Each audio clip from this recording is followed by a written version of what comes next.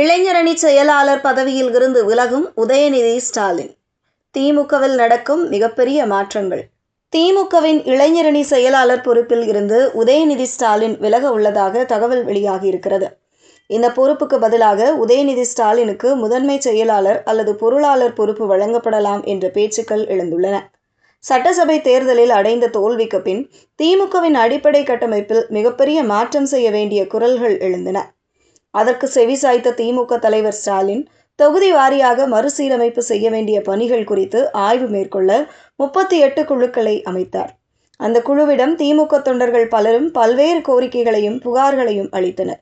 இந்த புகார்கள், வேண்டுகோள்கள், கடிதங்கள் என்று அனைத்தையும் பெட்டி பெட்டியாக ஸ்டாலினிடம் சமர்ப்பித்தனர். இதன்பின் லண்டன் புறப்படுவதற்கு முன் ஸ்டாலின் 11 பேர் கொண்டு மறுசீரமைப்பு குழுவை அமைத்தார். இந்த குழுவில் தங்கம் தென்னரசு, எழிலன் நாகநாதன், கனிமொழி, எஸ்கேபி கருணா உள்ளிட்டோர் இடம்பெற்றனர். இந்த குழு ஸ்டாலினிடம் மறுசீரமைப்பு செய்வதற்கான பரிந்துரையை வழங்க உள்ளது. அதன்படி திமுக மாவட்ட செயலாளர்களின் எண்ணிக்கை அதிகரிக்கப்பட உள்ளது. 2 தொகுதிகளுக்கு ஒரு மாவட்ட செயலாளர் என்று திட்டத்திற்கு திமுக வந்துள்ளதாகவும், மாவட்ட செயலாளர்களாக இளைஞர்களை கொண்டு வரவும் திட்டமிடப்பட்டுள்ளது. அது மட்டுமல்லாமல் மண்டல பொறுப்பாளர்கள் என்ற பதவியை திமுக ஒழிக்க உள்ளதாகவும் சொல்லப்படுகிறது. இது தொடர்பாக உதயநிதி ஸ்டாலின் மற்றும் கனிமொழி இருவரும் தீவிரமாக ஆலோசனை மேற்கொண்டு வருகின்றனர். ஸ்டாலின் லண்டனில் இருந்து வந்த பின் இந்த அறிக்கைகள் சமர்ப்பிக்கப்பட உள்ளன.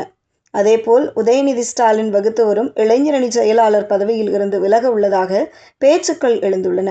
அதற்கு பதிலாக கட்சியின் பொருளாளர், முதன்மை செயலாளர் உள்ளிட்ட பதவிகளில் ஏதேனும் ஒன்று அளிக்கப்படலாம் என்று சொல்லப்படுகிறது. இளைஞர் அணிக்கு இளைஞர் ஒருவரை கொண்டு வரவும் உதயநிதி ஸ்டாலின் தீவிரமாக இருப்பதாக கூறப்படுகிறது. இதனால் ஸ்டாலின், உதயநிதி ஸ்டாலின் ஆகியோருக்கு பின் இளைஞரணி செயலாளர் பதவிக்கு யார் நியமிக்கப்படுவார் என்ற கேள்விதான் சீனியர்கள் மத்தியில் பேசுபொருளாக உள்ளது. செப்டம்பர் மாதம் நடக்கும் முப்பெரும் விழாவுக்கு பின் திமுகவில் இந்த அதிரடி மாற்றங்கள் நடக்க உள்ளதாகவும் தெரிய வந்துள்ளது.